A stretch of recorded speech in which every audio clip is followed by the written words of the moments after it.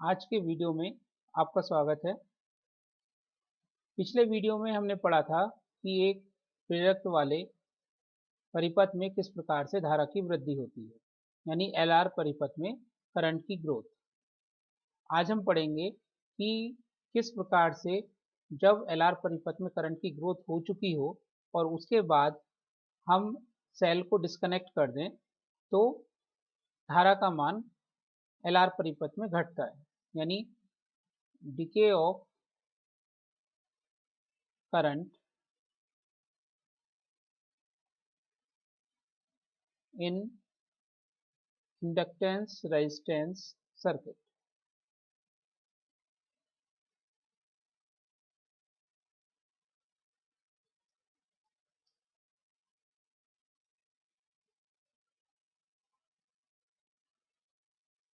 तो किस प्रकार से धारा का मान एलआर सर्किट में, इंडक्टेंस वाले सर्किट में रेजिस्टेंस के थ्रू डिक्रीज होगा वो हम देखेंगे, बशर्ते करंट की वैल्यू पहले जीरो से बढ़कर मैक्सिमम हो चुकी है। तो जैसा हमने पिछले वीडियो में देखा था कि सबसे पहले एक इंडक्टेंस एल को एक रेजिस्टेंस आर के सीरीज में लगाया हुआ था और इसको एक सेल जिसका ईएमएफ ई है, कैपिटल ई,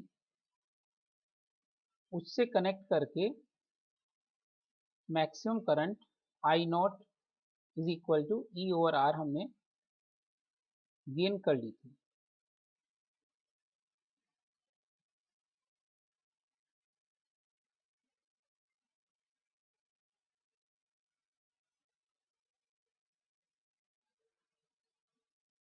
अब हम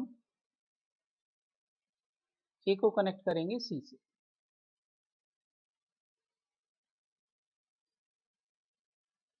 माना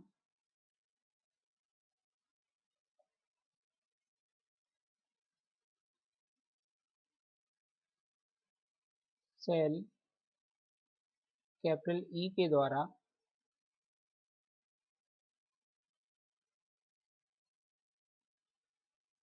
अधिकतम करंट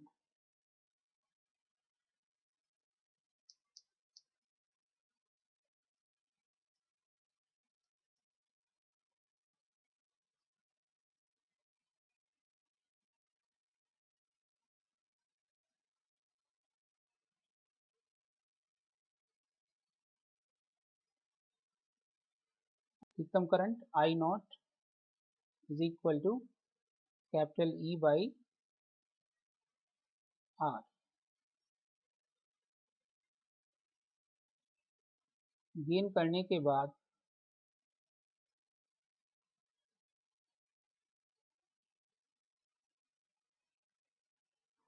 स्मॉल ए को सी से कनेक्ट कर देते हैं।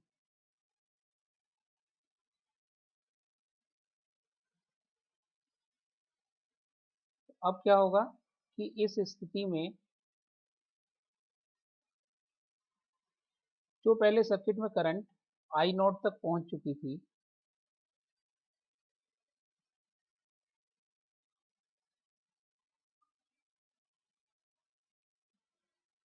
सेल हटने के कारण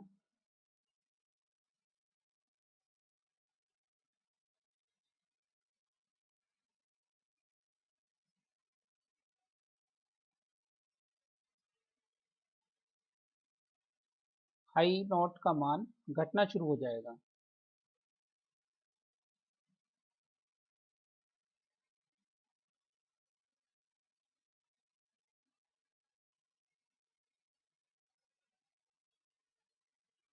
अब आई नॉट जो है वो धारा, उसका मान आई नॉट से धीरे धीरे घटने लगेगा। लेकिन हमने पढ़ा था कि शुरू में जब सेल लगा था तो इंडक्टेंस के अंदर मैग्नेटिक फील्ड एनर्जी के रूप में स्टोर हो गई थी एनर्जी, और जब करंट की वैल्यू घटेगी तो दोबारा से इंडक्टेंस के अंदर इंड्यूस्ड ईएमएफ प्रोड्यूस हो जाएगा जो कि करंट के घटने का विरोध करेगा।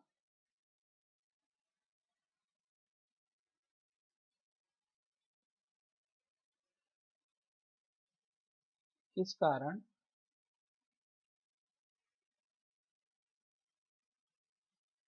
इंडक्टेंस के अंदर इंड्यूस्ड ईएमएफ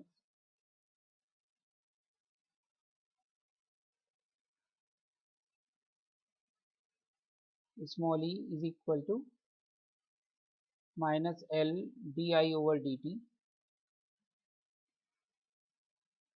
धारा के घटने का विरोध करेगा।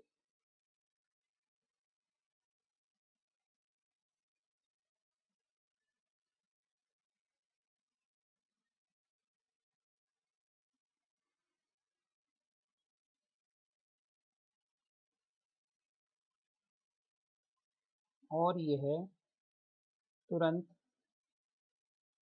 शून्य नहीं हो पाएगी।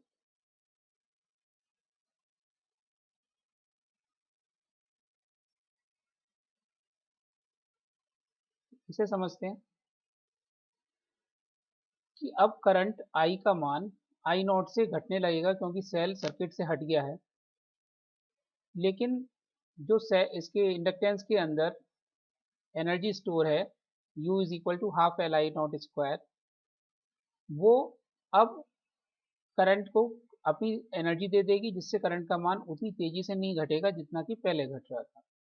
और इसके अंदर जो इंड्यूस्ड ईएमएफ प्रोड्यूस होगा वो इस तरीके से प्रोड्यूस होगा कि इस करंट को सपोर्ट करेगा, यानी करंट को घटने नहीं देगा। इसके अंदर जो इंड्यूस्ड ईएमएफ है स्मॉल ई, जिसकी वैल्यू होती है minus L D I over D T, ये करंट के घटने का अपोज करेगा।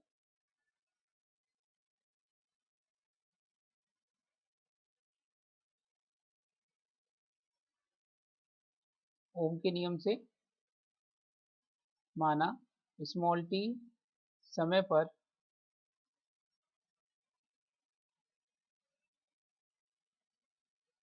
परिपथ में धारा स्मॉल आई है, अतः dt समय में परिवर्तन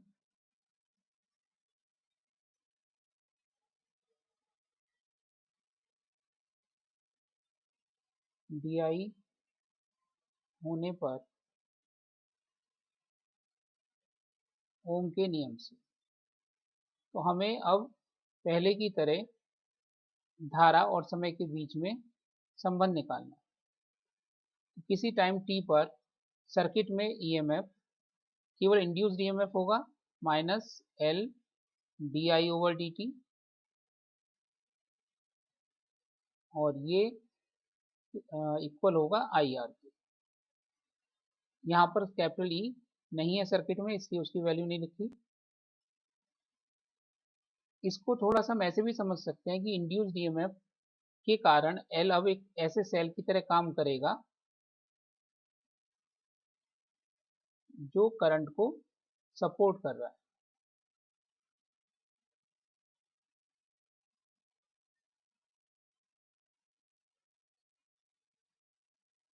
और ये तब तक सपोर्ट करेगा जब तक कि इंडक्टेंस के अंदर की मैग्नेटिक एनर्जी सारी की सारी इलेक्ट्रिकल एनर्जी में कन्वर्ट नहीं हो जाती।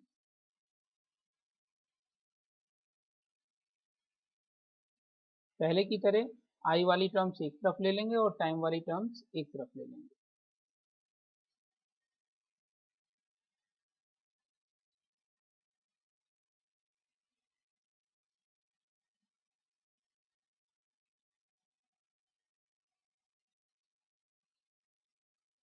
इंटीग्रेट कर देंगे।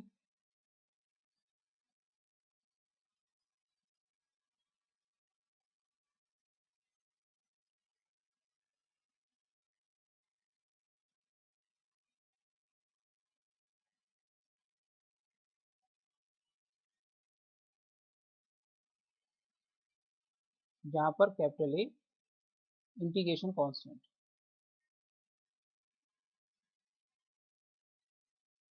जिसका मान निकालने के लिए बाउंड्री कंडीशन रखी जाएगी।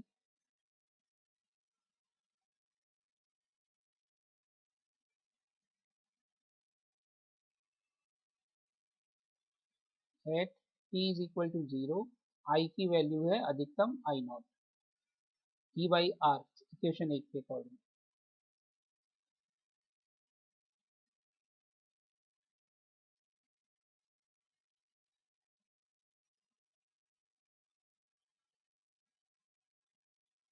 इससे हमें ए का मान मिल गया।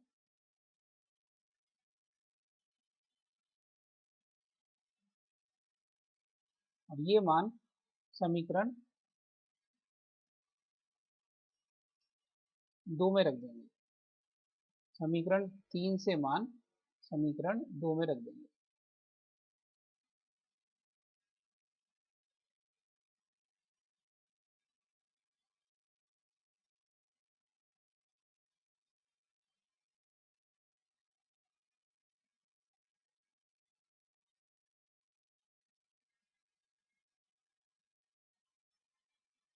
इनको रीअरेंज करने पर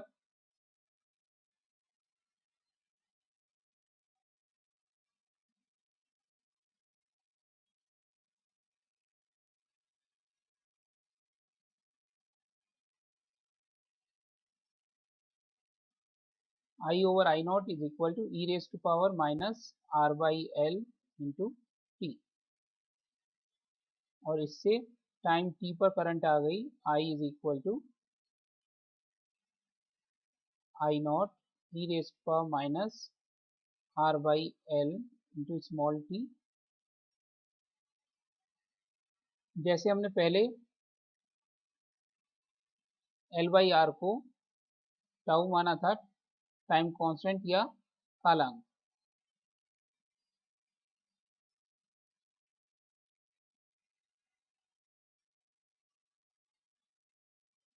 I is equal to I not E raise to power minus small T by tau. ये फॉर्मूला आ गया करंट का टाइम के साथ वेरिएशन।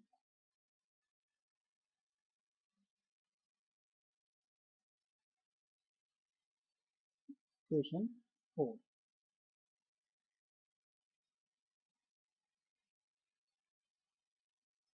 तो अगर हम ग्राफ प्लॉट करें करंट में और टाइम में,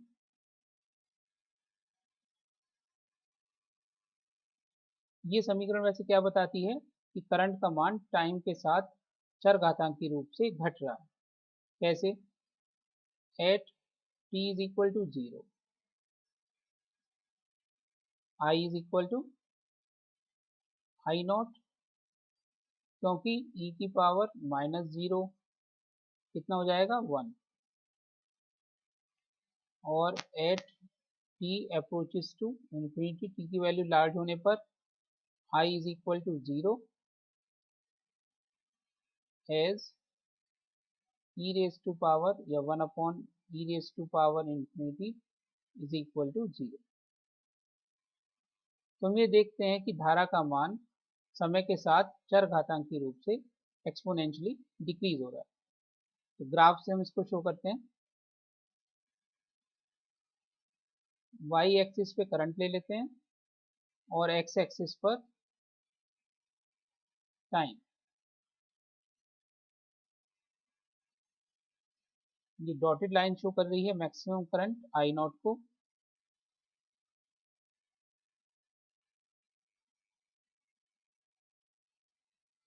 तो करंट का मान टी के साथ एक्सपोनेंशियली डिक्रीज होगा।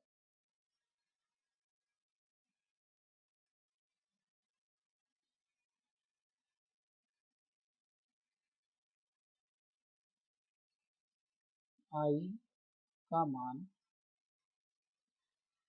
समय के साथ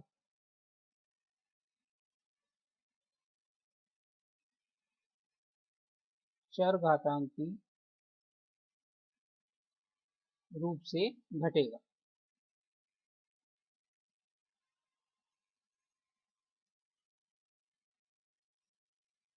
जैसा कि ग्राफ में या चित्र में दिखाया गया। तो value of current decreases with time exponentially as shown in figure। Rate of decrease in current, धारा के क्षय होने की दर,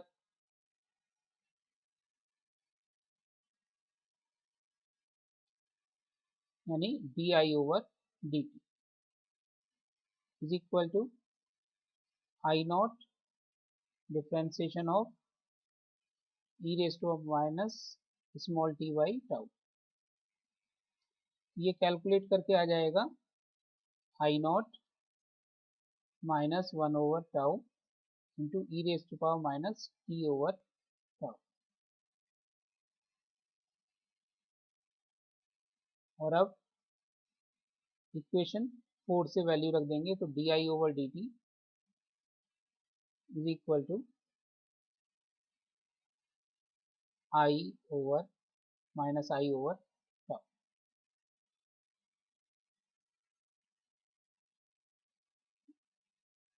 ये बताता है कि जो rate of decrease of current है D I over D T वो रेसिप्रोकल है कालांक टाउ के, टाइम कांस्टेंट टाउ के। अतः टाउ कम होने पर धारा तेजी से घटेगी।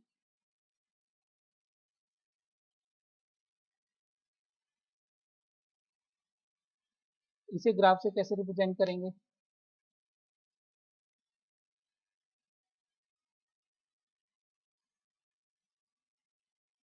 एक ही ग्राफ पर हम अलग अलग टाइम कांस्टेंट के लिए ग्राफ खींचते हैं। एक ही जगह पर ये मैक्सिमम करंट हो गई आई नॉट,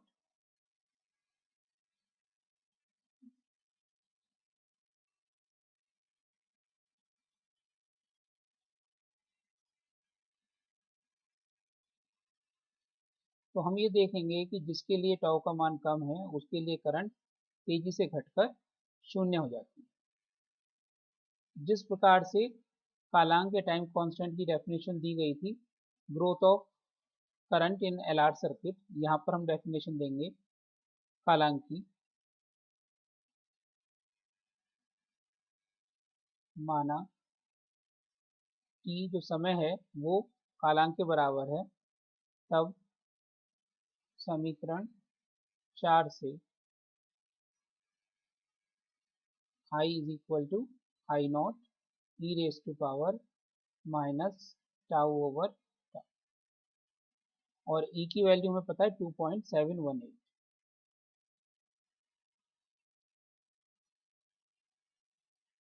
ये कैलकुलेट करके आता है 0.368 आई।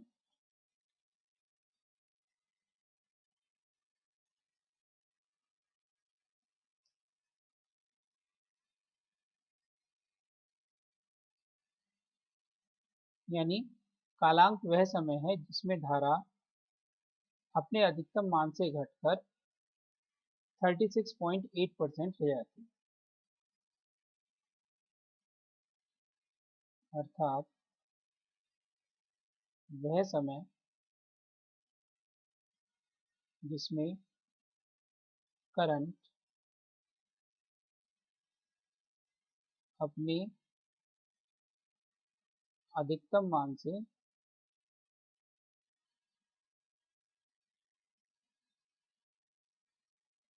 घटकर 36.8% रह जाए एल आर परिपथ का या परिपथ का कालांक कहलाता है।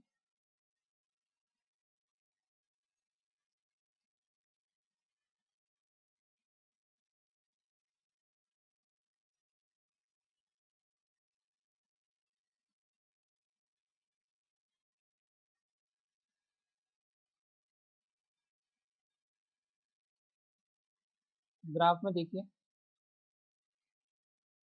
पहले आई नॉट की जो वैल्यू है उसकी 36.8% अगर हम ले लें,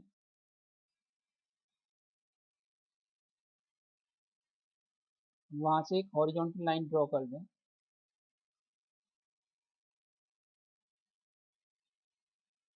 तो ये ग्राफ को जिस जिस पॉइंट पे काट रहे हैं एक्स एक्सिस पे, वो टॉ 1 और टॉ 2 होंगे।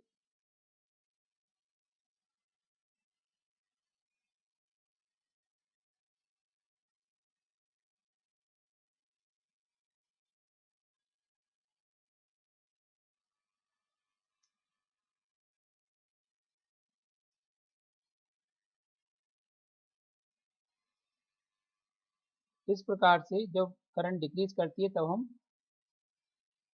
टाइम कांस्टेंट की डेफिनेशन दे सकते हैं। तो टाइम कांस्टेंट की डेफिनेशन हमने दो तरीके से दी, जब करंट बढ़ रहा है और जब करंट घट रहा है।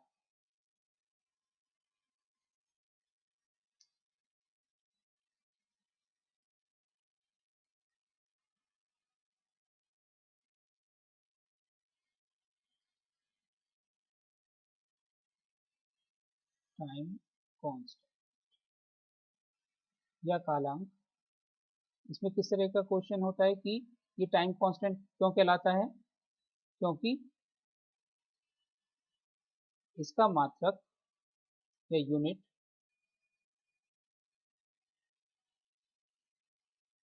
वही है जो समय की है, यानी कि सेकंड, इसलिए इसको हम टाइम कांस्टेंट कहते हैं।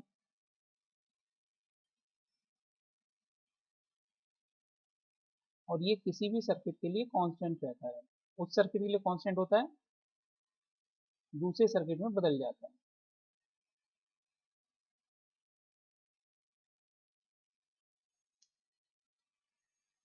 दूसरी बात कि जब करंट ग्रोथ करती है तो इसकी डेफिनेशन होती है कि वो समय जब करंट जीरो से बढ़कर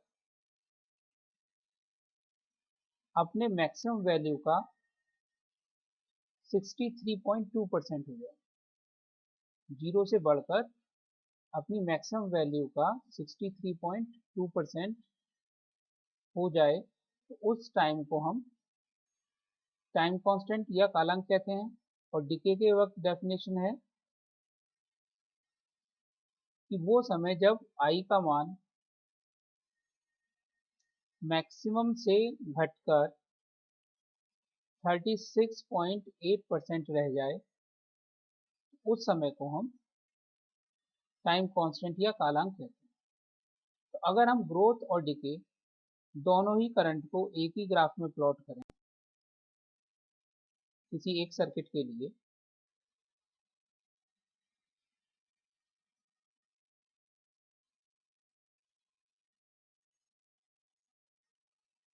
तो दोनों ग्राफ एक दूसरे के कॉम्प्लीमेंट्री आते हैं, यानी पूरक आते हैं।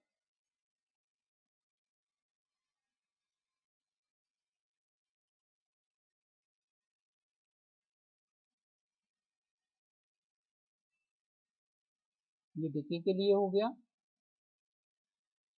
और ये ग्रोथ के लिए।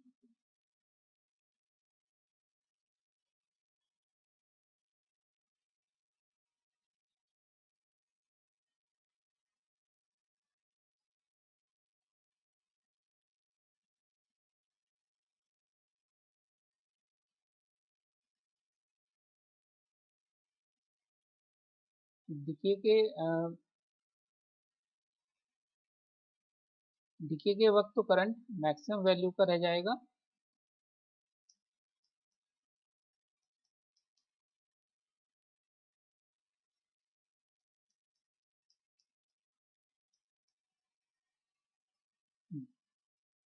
पहले हम डिके की बात करें, अभी डिके की बात करी थी हमने ऊपर कि डिके के वक्त करंट अपनी मैक्सिमम वैल्यू का रह जाएगा 36.8%, वो कहलाएगा इसका टाइम कांस्टेंट टाउ। और ग्रोथ के वक्त हो गया 36.8% ऑफ आई नॉट। और ग्रोथ के वक्त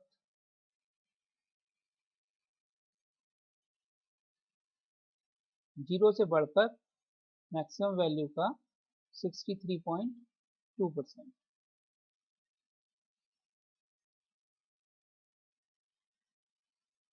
तो चाहे हम ग्रोथ वाले कर्व पे ड्रॉ करें चाहे हम डिके वाले कर्व पे ड्रॉ करें, दोनों के लिए टाइम कांस्टेंट सेम आएगा। तो दोनों ग्राफ एक दूसरे के कॉम्प्लीमेंट्री या पूरक होते हैं।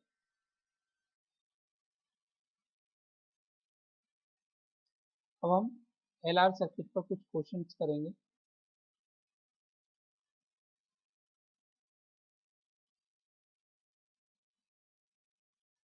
मेन फार्मूला है इसमें ग्रोथ और डिके का, पहले हम फार्मूले लिख लेते हैं। दो फार्मूले मेन है इसका, तो ग्रोथ के वक्त और एक डिके के वक्त। तो ग्रोथ में तो फार्मूला था I is equal to I not 1 minus E raise to power minus E over tau, और जहाँ पर time constant tau is equal to L over R. और डिके में फार्मूला था I is equal to I not E raise to power minus E over tau, और tau की value L over R. अब हम क्वेश्चन देखते हैं। पहला क्वेश्चन है कि यदि एक सर्किट में एक इंडक्टेंस और एक रेजिस्टेंस सीरीज में है एल एंड आर, एल की वैल्यू दे रखी है 4 हेनरी और आर की वैल्यू दे रखी है 1 ओम, और इसको हमने एक सेल से कनेक्ट कर दिया जिसका ईएमएफ है 6 वोल्ट।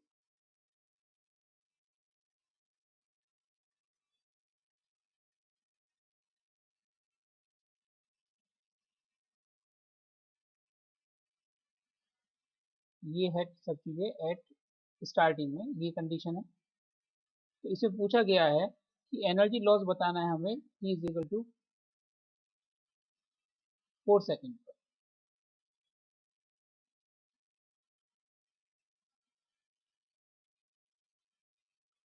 फाइंड एनर्जी लॉस या एनर्जी क्षय।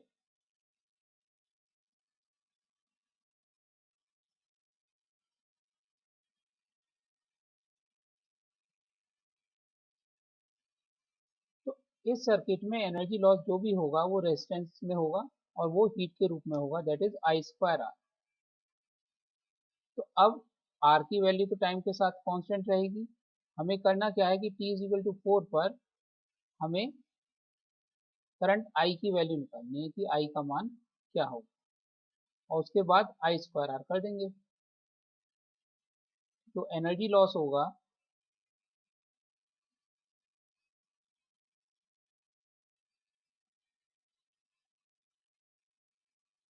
That is equal to I at 4 square are.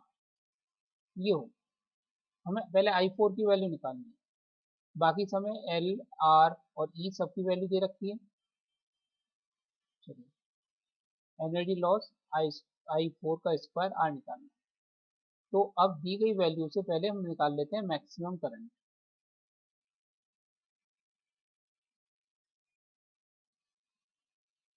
I not is equal to E by capital R, that is equal to 6 by 1, that is equal to 6 ampere.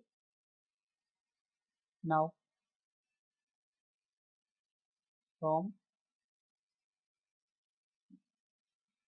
ये current की वृद्धि के लिए है क्योंकि t is equal to 0 पर हमने cell को कनेक्ट किया। I is equal to I not 1 minus E raise power minus small t by tau. Maximum current I naught निकाल ली, और ऐसे ही हम टाइम कांस्टेंट भी निकाल सकते हैं। Tau is equal to L over R, L की वैल्यू दे रखी है 4, आर की वैल्यू दे रखी है 1, ये आ गया 4 सेकेंड।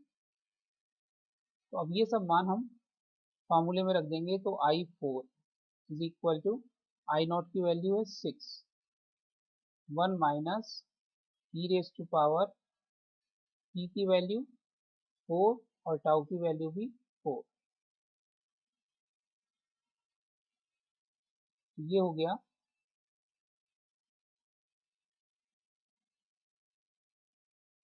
6, 1 minus 1 by E,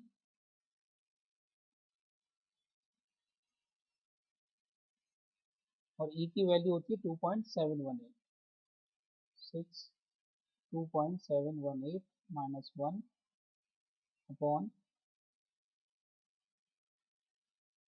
2.718। इसको कैलकुलेट कर लेंगे, ये आ जाएगा लगभग 3.8 एम्पीयर।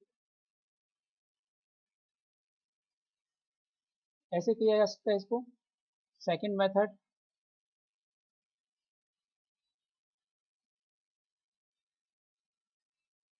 यहाँ हम देखते हैं कि जो टाइम है t is equal to 4 second is equal to tau, अतः I4 is equal to 63.2% of 6। ये भी कैलकुलेट करके करेंगे अगर हम, तो ये भी लगभग 3.8 एम्पियर आएगा। कैसे ही कर सकते हैं इसको। चलिए नेक्स्ट क्वेश्चन लेते हैं। नेक्स्ट क्वेश्चन दे रखा है कि हमारे पास एक LR सर्किट है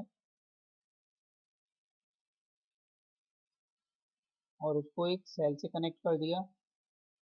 जब भी सेल से कनेक्ट करेंगे तो ग्रोथ ऑफ करंट वाला फॉर्मूला लगेगा।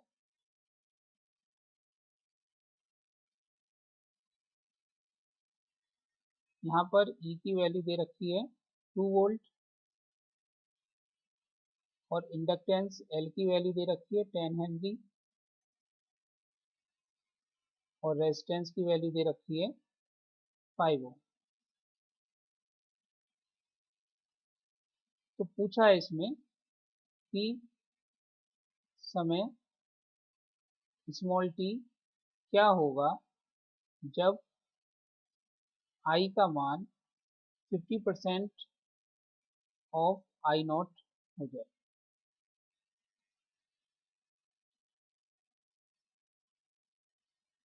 ये हमें निकालना है। इसका आंसर देखते हैं।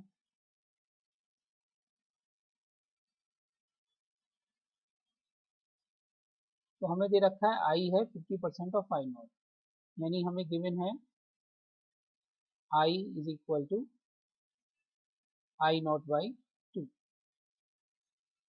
तो हम फार्मूला ग्रोथ वाला लगाएंगे, I is equal to I nought 1 minus E raise to power minus T over tau. यहाँ टाउ है L by R, that is 10 by 5, that is 2 second. So I naught by 2 is equal to I naught 1 minus e raised to a minus t upon 2। इस I naught से ये I naught cancel, 1 upon 2 is equal to 1 minus e raised to a minus t over 2। इससे e raised to a minus t by 2 is equal to half, और ये होगा 2 की raise to power minus 1। So दोनों तरफ log to the base E ले लेंगे, power minus तो खत्म हो जाएगी। तो T by 2 is equal to ln 2, और ln 2 की वैल्यू होती है 0.63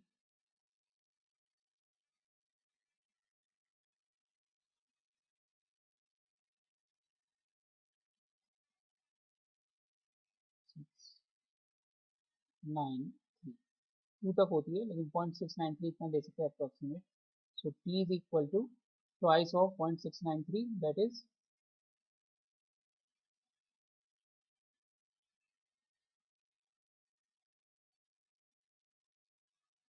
1.386 सेकेंड। तो इस तरीके से हम आंसर निकाल सकते हैं। सीधे सीधे क्वेश्चन है, वैल्यूज रखनी है।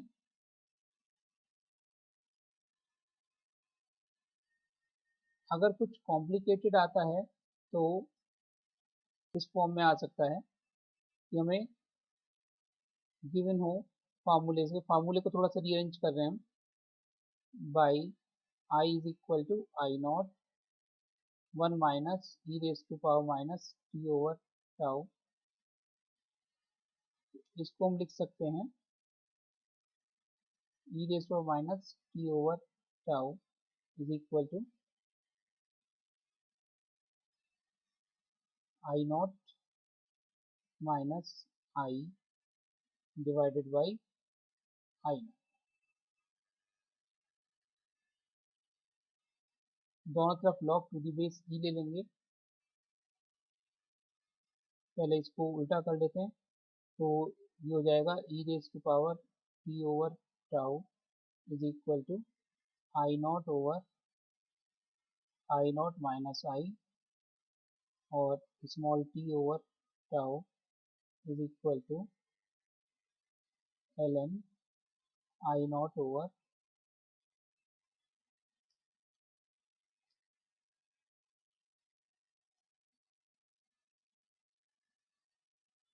आई नॉट माइनस।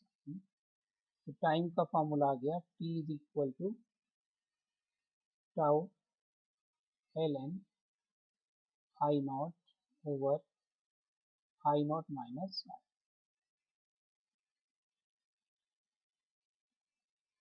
तो कभी कभी अगर क्वेश्चन कॉम्प्लिकेटेड है तो इस फॉर्म में फार्मूला रखा जा सकता है, नहीं तो सीधे सीधे आप फार्मूले में रखेंगे तो उससे भी कैलकुलेट हो जाएगा। आज के वीडियो के लिए इतना ही, अगले वीडियो में मुलाकात होगी।